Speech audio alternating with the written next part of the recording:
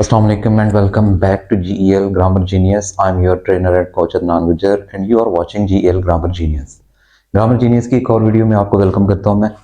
आज की इस वीडियो का जो टॉपिक है वो क्लास 9 से रिलेटेड है। जैसा कि प्रीवियस वीडियो में जो 10th वाली वीडियो आपकी इससे पहले जो अपलोड होगी उसमें मैंने प्रेजेंट इंडेफिनेट ट्रांसलेशन के हवाले से कुछ टिप्स दिए थे। उनमें कुछ मैंने स्ट्रक्चर्स को फॉलो किया था, यानी स्ट्रक्चर्स को मैंने वहां पर मेंशन किया था। आज हम उसी सिलसिला को आगे बढ़ाते हुए उसी का एक एलिमेंट है टेंसेस का प्रेजेंट कॉन्टिन्यूस इंडेफिनेट पहले डिस्कस हो चुका है, प्रेजेंट कॉन्टिन्यूस करेंगे डिस्कस, और प्रेजेंट कॉन्टिन्यूस के बाद हम प्रेजेंट परफेक्ट टेंस के बारे में भी जानेंगे कि प्रेजेंट परफेक्ट टेंस हमारे पास किस तरह से होता है और हम उसको कैसे टैकल करेंगे। So without wasting time let's start.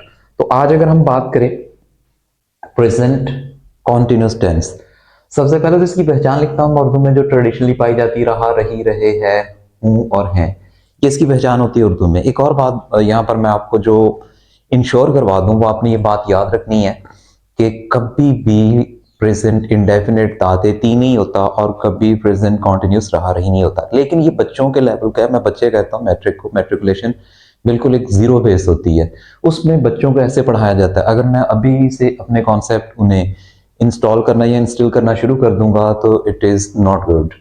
सो ये ट्रेडिशनल ग्रामर है, उसी को फॉलो करते हुए मैं ये चीजें बना रहा हूँ, वीडियो बना रहा हूँ। तो रहा रही आपने भी इसी कॉन्सेप्ट पे रहना है। मैंने पहले प्रीवियस वीडियोस में भी मैं इस बारे में बता चुका हूँ आप लोगों को।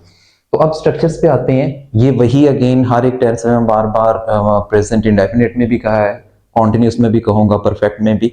लेकिन आपने ये बात श्योर कर लेनी है, ये इंश्योर हो आपको कि ये वाला जो स्ट्रक्चर है ये होता है ऐसे बच्चों के लिए जिनकी बेस स्ट्रॉन्ग है, जो बेसिकली टेंसेस को अच्छे से जानते हैं। उनके लिए 6 स्ट्रक्चर्स होती हैं।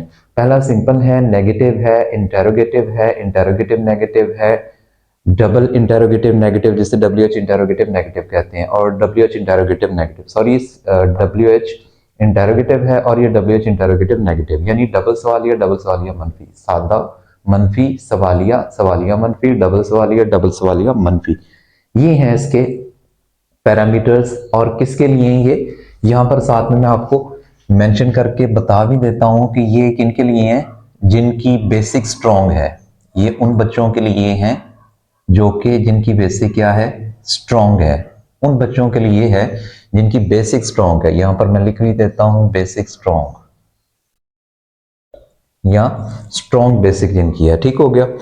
उसके बाद है ये वाला मेरा टारगेट है इन बच्चों को टैकल करना, इन बच्चों को समझाना जो कि हमारे पास क्या है, जो कि हमारे पास है बेटा एवरेज या वीक स्टूडेंट्स।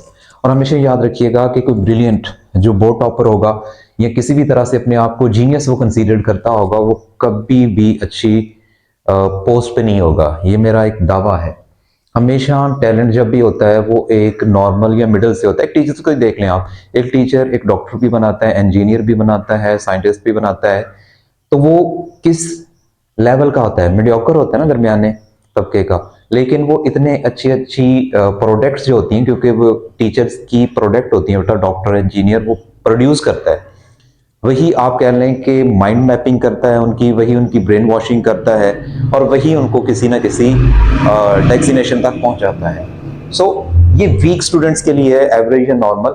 इसमें देखें इन्हीं स्ट्रक्चर्स को मैंने इजीली एक्सप्लेन किया हुआ है। जो बच्चे टेंसेस को आज तक नहीं समझे वो मेरी इस वीडियो के बाद टेंसेस को ना सिर्फ अच्छे से समझेंगे बल्कि टैकल भी कर सकते हैं। So let's start. जो वीक स्टूडेंट्स है, याद रखें बेटा ही शी इट और जो नेम होता है इसके साथ आपने हमेशा इज यूज करना है। ही शी इट और नेम के साथ आपने हेल्पिंग वर्ब इज यूज करना है, fourth form of verb plus object. इसके बाद आपने याद रखना है कि जो हमारे पास वी यू एंड दे, ये इसके साथ जो यूज होगा हेल्पिंग वर्ब वो होगा आर, और वही फोर्थ फॉर्म। आई के साथ हमेशा एम यूज होता है और ING फॉर्म। ये तो हो गया हमारे पास बेसिकली जो सिंपल स्ट्रक्चर है हमारा, जिसे हम लोग कहते हैं कि सिंपल, ये हमारे पास है सिंपल स्ट्रक्चर। अब यहाँ पर जो हमने स्ट्रक्चर मैंने दिया हुआ है आपको, ये है हमारे पास नेगेटिव स्ट्रक्चर, कि हम नेगेटिव सेंटेंस को कैसे बनाएंगे। ही शी इट, इज के बाद नॉट, आर के बाद नॉट और एम के बाद नॉट। ये जो हमारे पास नेक्स्ट स्ट्रक्चर्स हैं बेटा, ये हमारे पास है इंटेरोगेटिव। ये याद रखना है कि इंटेरोगेटिव होता है, इंट्रोगेटिव नहीं होता। इंटेरोगेटिव के ये स्ट्रक्चर्स हैं। उसके बाद ये हमारे पास जो स्ट्रक्चर्स हैं वो कौन से हैं, इंटेरोगेटिव भी हैं और नेगेटिव भी हैं, यानी कि सवालिया मनफी। ये जो हमारे पास तीन स्ट्रक्चर्स हैं बेटा, ये कौन से है, WH इंटेरोगेटिव। ये बात याद रखनी है आपने, WH इंटेरोगेटिव है। और ये क्या है, ये हमारे पास WH होने के साथ साथ इंटेरोगेटिव भी है और नेगेटिव भी है। तो ये हैं, मैं एक साइड पे हो जाता हूँ, आप इसको जूम करके स्क्रीनशॉट भी ले सकते हैं, नहीं तो आप इसे नोटबुक पे राइट करें। मैं तो ये समझता हूँ बेटा कि जितनी भी चीजें मैं आपको समझाता हूँ इनको आप रिटन, हैंड रिटन, क्योंकि practice makes a man perfect, ये सिर्फ मैथ्स के लिए नहीं, सभी सब्जेक्ट्स के लिए। तो आप इसे एक नोटबुक पे लिख लें। हाँ, 18 या 20 मरतबा आपको ये लिखना पड़ेगा, लेकिन उसके बाद आपको डाउट नहीं होगा इस कहाँ पे लगाऊं, आर कहाँ पे लगाऊं या एम कहाँ पे लगाऊं। तो इस चीज को आपने क्लियर करना है। मैंने प्रेजेंट इंडेफिनिट में भी क्लियर कर दिया था कि इन फॉर्म ऑफ वर्ब के साथ हमने एस लगाना है, किन के साथ एस लगाना है, और किन के साथ फर्स्ट फॉर्म हमने यूज करनी है। तो ये है बेसिकली स्ट्रक्चर्स की बात हो रही है, ये स्ट्रक्चर्स की बात की मैंने यहाँ पर। नेक्स्ट अब यहाँ पर एग्जाम्पल्स हैं, और ये आप याद रखिएगा बेटा, आपकी पंजाब टेक्स्ट क्योंकि जो ग्रामर है जो पंजाब में रेकमेंड है, उनकी जो बुक है, किट है, उनके अंदर ये शामिल है। ये वहां से मैंने सेंटेंस लिए जो कि आपको पेपर्स में भी आ सकते हैं। इनमें से जैसे बूंदाबांदी हो रही है, मैं इस वक्त आराम कर रहा हूँ, वो मुझे मिलने आ रहा है, आप मुझे अपना पता नहीं बता रहे हैं, वो दयानतदारी से काम नहीं कर रहा है। उसके बाद है कि ये औरत मदद के लिए नहीं पुकार रही है, क्या चांद निकल रहा है, मुझे रात के खाने पर कौन दावत दे रहा है और तुम किसका पैगाम लेकर जा रहे हो। याद रखिएगा, इसमें से मैंने 3 पिक किए हैं, सिंपल सेंटेंस, 3 नेगेटिव, 3 इंटरोगेटिव। ये मैंने तीन तीन की सीरीज, क्योंकि सारा कुछ लिखना बेटा पॉसिबल नहीं है। और एक और बात यहाँ पर जो पॉइंट मैं आप सब बच्चों के लिए यहाँ पर मेंशन करना चाहता हूँ ये है कि बेटा ये जो बोर्ड नजर आ रहा है आपको, अभी उस साइड पे भी लिखा है, ये बोर्ड लिखते हुए मुझे 1.5 घंटा लगता है, और इसको एक्सप्लेन करने में 10 to 20 मिनट्स, 8 मिनट्स। तो ये मेहनत होती है बेटा, इस मेहनत का सिला मुझे तब मिलेगा जब आप अच्छी पोजीशन हासिल करेंगे, इंग्लिश को लर्न करेंगे। ये नहीं कि आप लोग लाइक करें खुशामदी, में ऐसा बिल्कुल नहीं हूँ। मेरी कौम पढ़ लिख जाए बेटा, और नेक्स्ट वो किसी अच्छी पोस्ट में अपनी जिंदगी को संवार ले, यही मेरा मिशन है। ये समझे, अगर आपने ये कर लिया तो मेरी इस मेहनत का सिला मुझे मिल गया। और फी वगैरह ना हम अपने टीचर्स की पे कर सकते थे, ना आप लोग पे कर सकते हैं। सो इस बात को माइंड में रखना है। पहला सेंटेंस, बूंदा बांदी हो रही है, इट इज ड्रिजलिंग। ड्रिजलिंग का मतलब क्या होता है बेटा, बूंदा बांदी होना, हल्की बारिश जैसे हम लोग कहते हैं। मैं इस वक्त आराम कर रहा हूं, I am taking rest at this time. ठीक है, वो मुझे मिलने आ रहा है, ही इज कमिंग टू सी मी। सी मी का मतलब होता है बेटा मिलने आना। उसके बाद है, आप मुझे अपना पता नहीं बता रहे हो, you are not giving me your address. Telling भी आ सकता है, गिविंग भी आ सकता है। उसके बाद है, he is not working honestly, वो दयानतदारी से काम नहीं कर रहा है। The women is not crying for help, कि ये जो खातून है मदद के लिए नहीं पुकार रही है। उसके बाद है, इज द मून अपेयरिंग, क्या चांद निकल रहा है। उसके बाद है, who is inviting me to dinner, मुझे रात के खाने पर कौन बुला रहा है या दावत दे रहा है। बुला रहा है, दावत देना एक ही बात है। तुम किसका पैगाम लेकर जा रहे हो, whose message are you carrying, यानी किसका मैसेज कैरी करके आप जा रहे हैं। तो ये था हमारे पास प्रेजेंट कॉन्टिन्यूस टेंस का कुछ स्ट्रक्चर्स थे जो मैंने आपको बताए। अब नेक्स्ट जो हमारे पास टेंस है वो है प्रेजेंट परफेक्ट टेंस। तो प्रेजेंट परफेक्ट टेंस में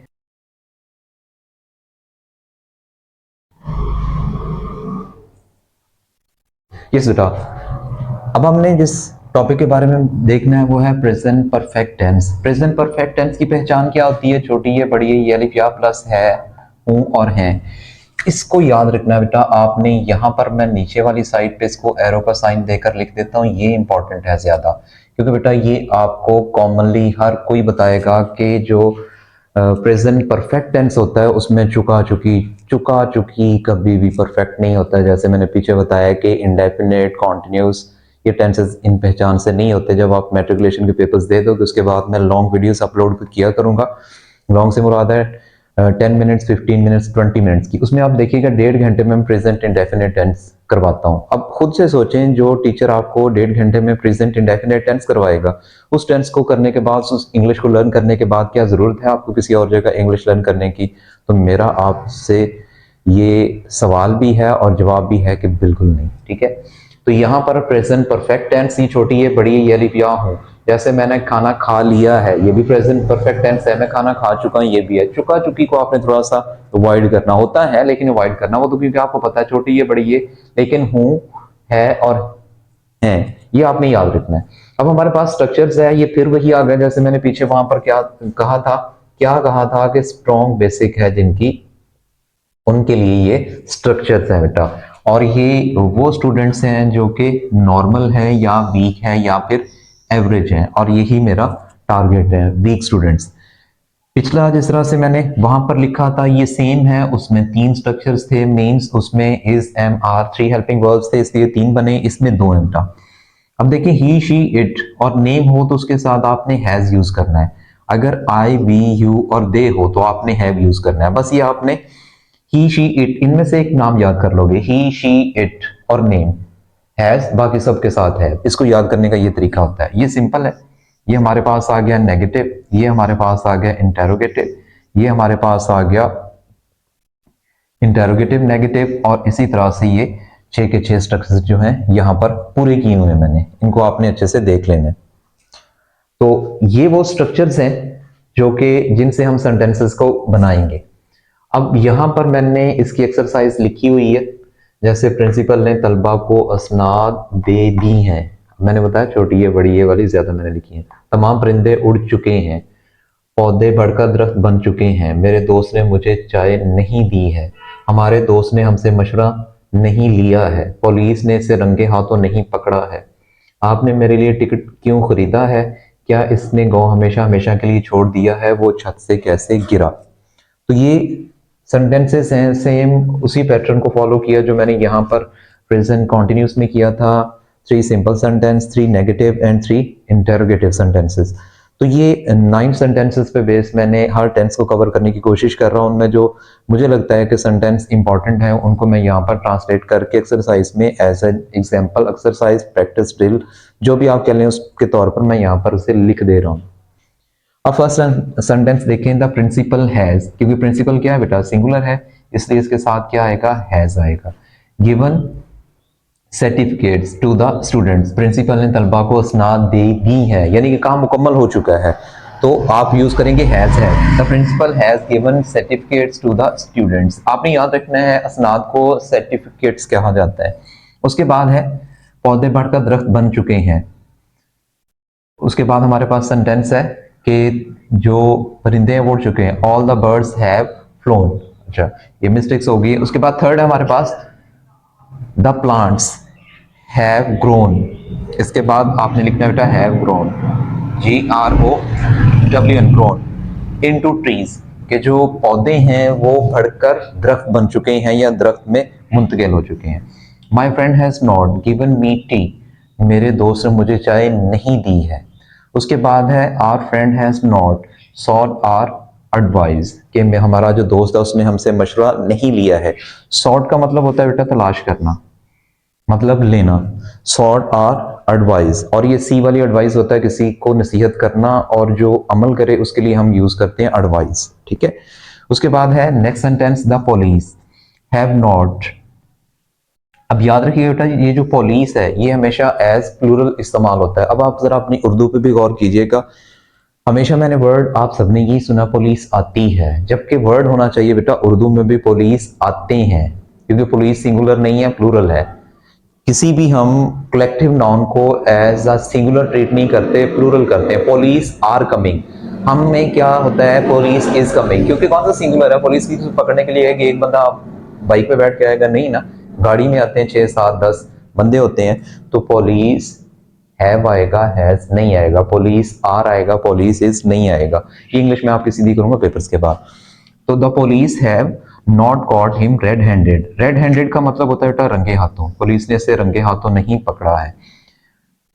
नेक्स्ट है why have you brought a ticket for me, तुमने मेरे लिए टिकट क्यों खरीदा है, ये इस बात को याद रखना है। उसके बाद है has he left the village forever, क्या उसने गांव हमेशा हमेशा के लिए छोड़ दिया है। अब देखें हैज हैव स्टार्ट में यूज करना है जैसे स्ट्रक्चर्स में है has he left the village forever. Last sentence है how has he fallen from the roof. RFF roof का मतलब होता है छत का ऊपर वाला हिस्सा, सीलिंग होता है छत का निचला हिस्सा। तो लास्ट सेंटेंस में उसने कहा है कि how has he fallen from the roof, कि वो छत के ऊपर वाले हिस्से से कैसे गिरा, वो छत से कैसे गिरा। सो आज की वीडियो में इसको एक्सप्लेन करने की मैंने बहुत ज़्यादा कोशिश की है कि अपने तरीके से इन माय बेस्ट वे आपको एक्सप्लेन करके इसको डिटेल के साथ बता सकूं। तो अगर कोई भी आप इससे रिलेटेड इंफॉर्मेटिव वीडियोस चाहते हैं ग्रामर के किसी भी टॉपिक में, तो बेटा आपने कमेंट